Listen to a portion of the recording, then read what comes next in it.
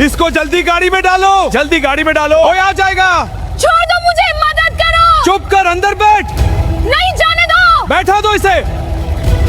शादी का पंडाल रोशनी से जगमगा रहा था। करोड़ों का इंतजाम, बड़े बड़े लोग, महंगी गाड़ियां, स्टेज पर दूल्हा दुल्हन और दूसरी तरफ खाने के काउंटर के पास खड़ा एक गरीब लड़का, फटे हुए कपड़े, पैरों में टूटी चप्पल, आंखों में भूख। वो बस एक प्लेट खाना मांग रहा था, लेकिन अगले ही पल कुछ लोगों ने उसे पकड़कर सबके सामने धक्के मारते हुए बाहर फेंक दिया। लोग हंस रहे थे, कोई वीडियो बना रहा था, कोई कह रहा था औकात देख अपनी। लेकिन उन्हें क्या पता था कि जिस लड़के को वो बेइज्जत करके बाहर निकाल रहे हैं, वही कुछ देर बाद इस पूरी शादी को रोकने वाला है। और जब उसकी असली सच्चाई सामने आएगी तो दूल्हा खुद उसके पैरों में गिरकर रोने लगेगा। रात के करीब 9 बजे शहर के सबसे बड़े मैरिज गार्डन राजमहल पैलेस में रोशनी किसी त्योहार की तरह चमक रही थी। हर तरफ महंगे फूलों की खुशबू फैली हुई थी। बड़े बड़े बिजनेसमैन, नेता और शहर के नामी लोग शादी में मौजूद थे। स्टेज पर दूल्हा आर्यन शेरवानी पहने मुस्कुरा रहा था।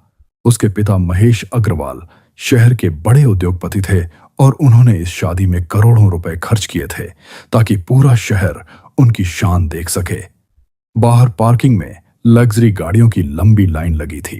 अंदर खाने के स्टॉल पर सैकड़ों लोग तरह तरह के पकवान खा रहे थे।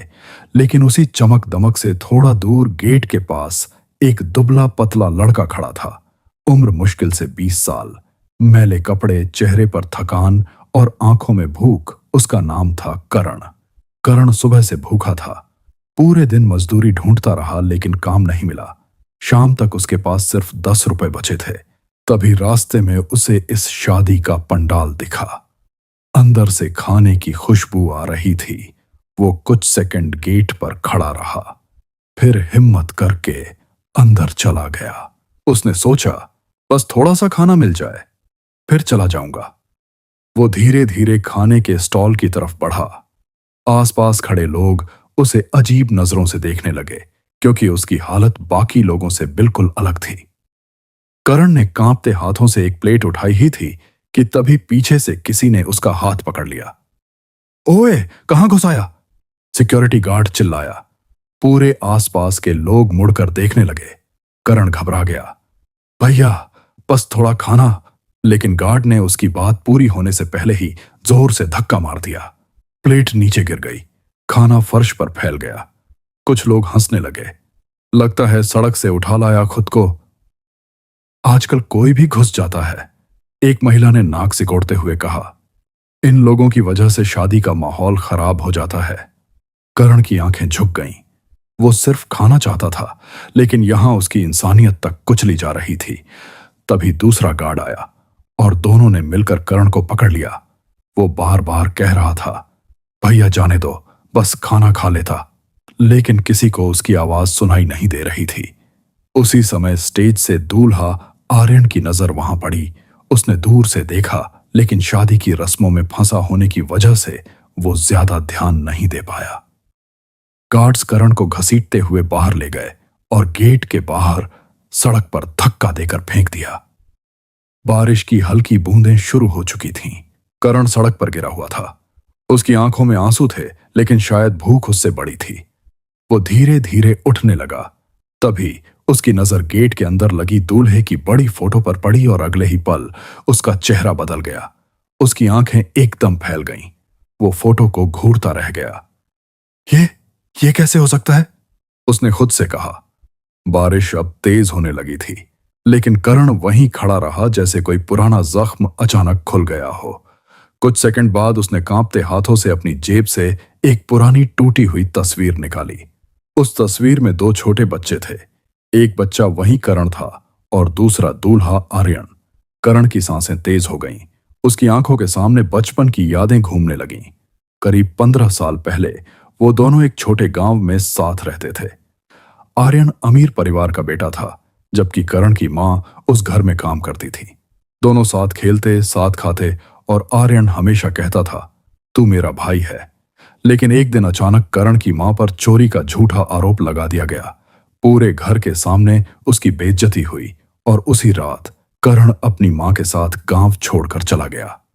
कुछ साल बाद उसकी मां बीमारी से मर गई, लेकिन मरने से पहले उसने करण से सिर्फ एक बात कही थी, बेटा, आर्यन बुरा नहीं था, उसे सच कभी पता ही नहीं चला।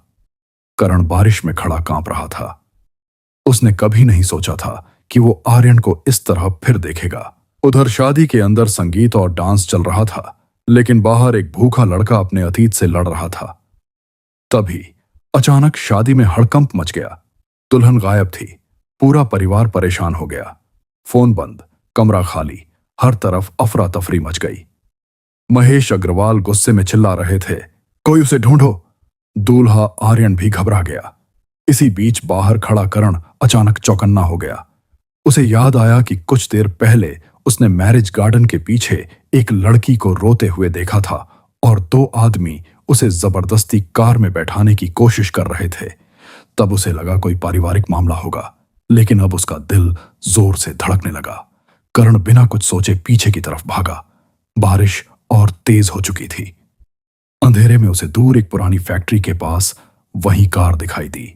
अंदर से लड़की के रोने की आवाज आ रही थी। करण समझ गया वो दुल्हन थी। दो आदमी उसे जबरदस्ती कहीं ले जाने वाले थे। करण ने बिना डरे पत्थर उठाया और कार के शीशे पर दे मारा। धड़ाम। दोनों आदमी गुस्से में बाहर निकले। कौन है बे? लेकिन अगले ही पल करण उन पर टूट पड़ा। भूखा था, कमजोर था, लेकिन उस समय उसके अंदर सिर्फ एक चीज थी, गुस्सा। कुछ मिनटों तक वहां मारपीट होती रही। करण बुरी तरह घायल हो गया, लेकिन उसने किसी तरह दुल्हन को वहां से बाहर निकाल लिया। उधर शादी में पुलिस बुला ली गई थी। तभी दूर से कर्ण लड़खड़ाता हुआ दुल्हन को सहारा देकर पंडाल की तरफ आता दिखाई दिया। पूरा माहौल एकदम शांत हो गया। सबकी आंखें फटी रह गईं। जिस लड़के को कुछ देर पहले धक्के मारकर निकाला गया था, वही अब दुल्हन की जान बचाकर वापस आ रहा था। दूल्हा आर्यन दौड़कर उसके पास आया। ये सब कैसे? करण कुछ बोल पाता, उससे पहले वो बेहोश होकर जमीन पर गिर पड़ा। पूरा पंडाल सन्न रह गया। अगले कुछ घंटे अस्पताल में गुजरे। करण के सिर और हाथ में गहरी चोटें आई थीं। जब उसे होश आया तो सामने आर्यन खड़ा था। उसकी आंखें लाल थीं। तुमने मेरी जिंदगी बचा ली, वो कांपती आवाज में बोला। करण हल्का सा मुस्कुराया। तू बचपन में भी मुसीबत में फंस जाता था। आर्यन एकदम रुक गया। तुम मुझे जानते हो? करण ने धीरे से वो पुरानी तस्वीर उसकी तरफ बढ़ा दी। तस्वीर देखते ही आर्यन के हाथ कांप गए। करण, उसकी आंखों से आंसू बह निकले। तू जिंदा है। अगले ही पल आर्यन ने उसे गले लगा लिया। पूरा कमरा रो पड़ा। महेश अग्रवाल भी वहीं खड़े थे। उन्होंने तस्वीर देखी और फिर धीरे धीरे उनकी आंखें झुक गईं। उन्हें अपनी पुरानी गलती याद आ गई। असल में चोरी घर के एक नौकर ने की थी, लेकिन शक करण की मां पर गया और बिना सच जाने उन्हें निकाल दिया गया। महेश की आंखों से आंसू बह निकले। वो पहली बार करण के सामने हाथ जोड़कर खड़े थे। मुझे माफ कर दो बेटा।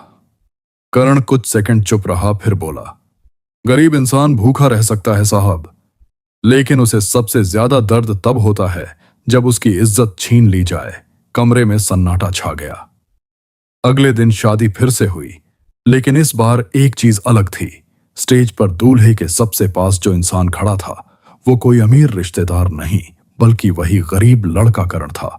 और शादी शुरू होने से पहले आर्यन ने पूरे लोगों के सामने माइक पर कहा, कल जिस इंसान को तुम सबने गरीब समझकर धक्के दिए थे, असल में वही इस शादी का सबसे बड़ा इंसान निकला। पूरा पंडाल तालियों से गूंज उठा। कई लोगों की आंखें शर्म से झुक गईं, लेकिन असली ट्विस्ट अभी बाकी था। शादी खत्म होने के बाद महेश अग्रवाल ने सबके सामने घोषणा की, आज से करण सिर्फ हमारा मेहमान नहीं बल्कि इस परिवार का हिस्सा है। सब लोग हैरान रह गए। महेश ने आगे कहा, और जिस जमीन पर करण की मां का छोटा सा घर था, वहां अब गरीब बच्चों के लिए एक स्कूल बनेगा जिसका नाम होगा मां सावित्री विद्यालय। करण की आंखों से आंसू बह निकले, क्योंकि जिंदगी में पहली बार किसी ने उसकी गरीबी नहीं बल्कि उसकी इंसानियत देखी थी।